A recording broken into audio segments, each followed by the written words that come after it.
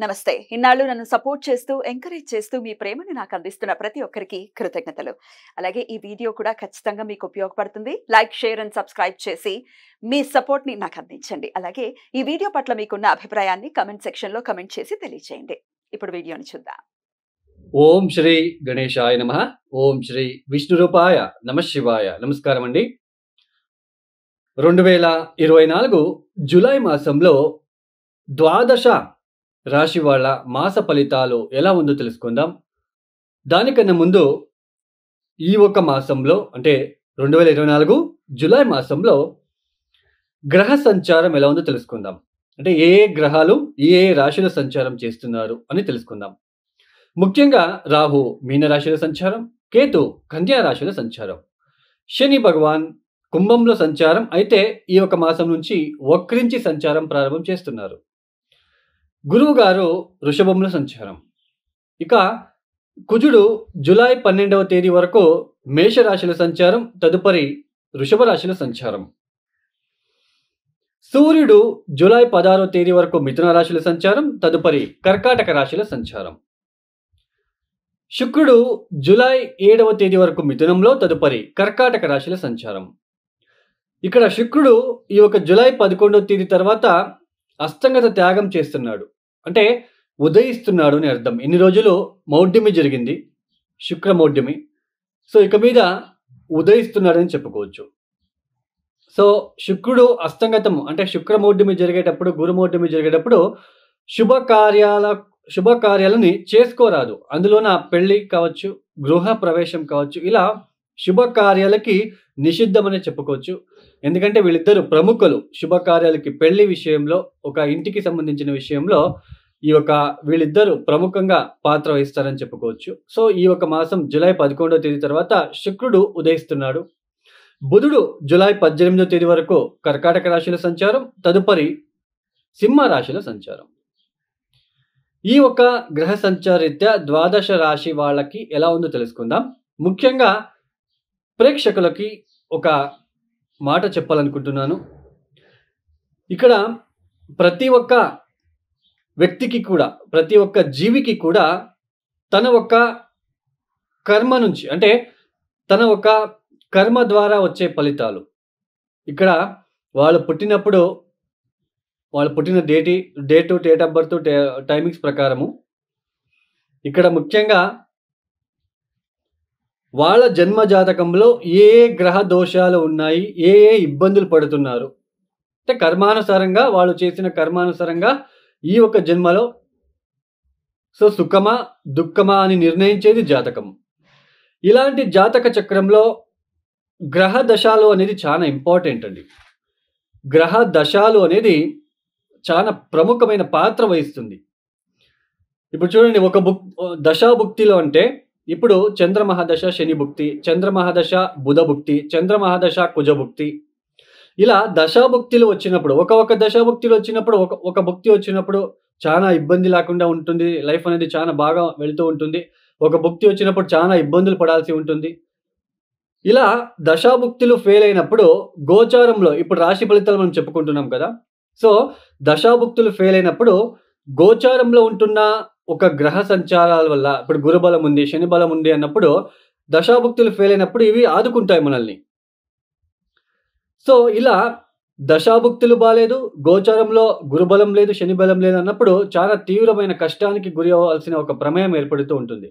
సమాజంలో అపకీర్తి కావచ్చు, మ్యారేజ్ విషయంలో అంటే పెళ్లి జీవితంలో ఇబ్బందులు కావచ్చు, కుటుంబ వ్యక్తులతో తగాదాలు కావచ్చు, అన్నదమ్ముల మధ్య తగాదాలు కావచ్చు.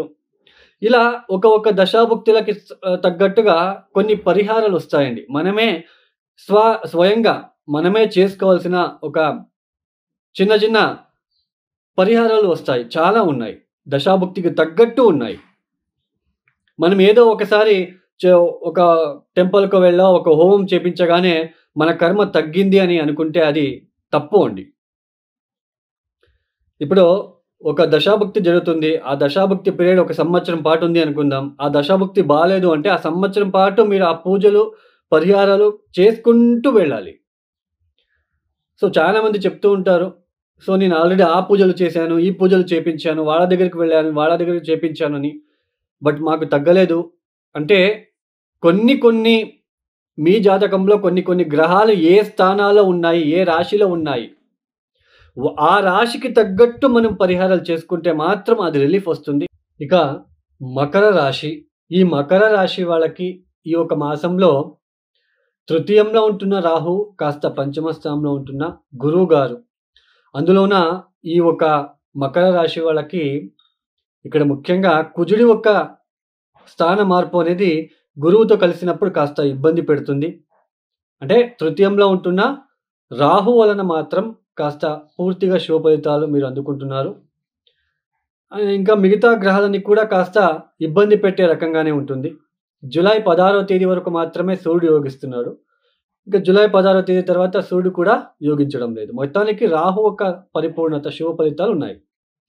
మకర రాశి వాళ్ళకి ముఖ్యంగా ఆదాయ మార్గాలు తగ్గుతాయి. ఈ ఒక మాసంలో ఆదాయం అనేది తగ్గుముఖమవుతుంది. ఖర్చులు పెరిగే సూచనలు ఉంటాయి. సంతానం ద్వారా ఖర్చులు ఎక్కువయ్యే సూచనలు కనిపిస్తున్నాయి. తర్వాత ఇక్కడ ముఖ్యంగా భార్యాభర్తల మధ్య కొన్ని అనుకోని తగాదాలు వచ్చే సూచనలు, కుటుంబంలో కొన్ని తగాదాలు అయ్యే సూచనలు, ఇలాంటి ఒక ఇబ్బందులు ఎక్కువగా ఉంటాయి. ఖర్చులు అధికమవుతూ ఉంటుంది. అది ఎందుకు వెళ్తుందో, ఎక్కడ వెళ్తుందో అర్థం కాని పరిస్థితి. పైగా ద్వితీయంలో శని వక్రించారు. ఆర్థికంగా చాలా ఇబ్బందులు మీకు ఈ ఒక మాసంలో. అందులోనూ బుధుడు ఇక్కడ మనకి ముఖ్యంగా నవమాధిపతి అవుతాడు. బుధుడు అష్టమ స్థానానికి వస్తున్నాడు. చాలా కష్టపడితే కానీ ఫలితాలు దక్కవు. అలాంటి సిచ్యుయేషన్ ఏర్పడుతూ ఉంటుంది.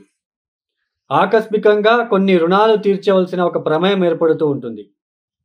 ఇలా మకర రాశి వాళ్ళకి కాస్త మిశ్రమ కాలం అనే చెప్పుకోవచ్చు. స్నేహితులు మిమ్మల్ని నమ్మించి మోసం చేయడానికి కూడా ఆస్కారాలు ఉంటాయి. మీరు జాగ్రత్తగా ఉండే ప్రయత్నం చేయండి. ఆన్లైన్ ద్వారా, మీడియా ద్వారా కొన్ని మోసాలకి గురి అయ్యే సూచనలు ఉంటాయి. జాగ్రత్తగా ఉండే ప్రయత్నం చేయండి.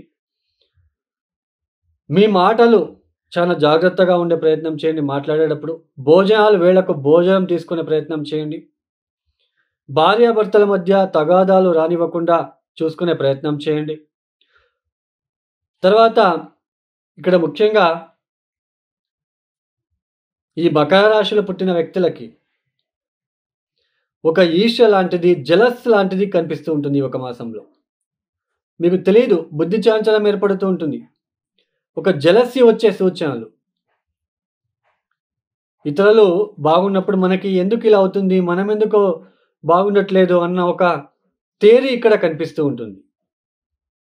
మొత్తానికి మకర రాశి వాళ్ళకి కాస్త ఇబ్బందిదాయకంగా ఉంటుంది.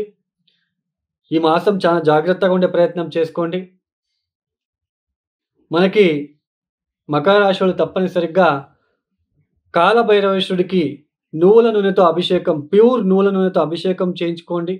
ఈశ్వరుడికి ఎక్కువ కొబ్బరి బొండం నీళ్ళతో అభిషేకాలు చేయించుకోండి. మృత్యుంజయ మంత్రం చదువుకోండి. దత్తాత్రేయుడికి లేదా పరమేశ్వరుడికి జలాభిషేకం అని చెప్పాను, వాటిలో పసుపు వేసి అభిషేకం చేయించుకోండి. ఈ యొక్క వీడియో మీకు నచ్చితే లైక్ చేయండి, షేర్ చేయండి, సబ్స్క్రైబ్ చేసుకోండి. సర్వే జనో సుఖినో భవంతు. ధన్యవాదములు.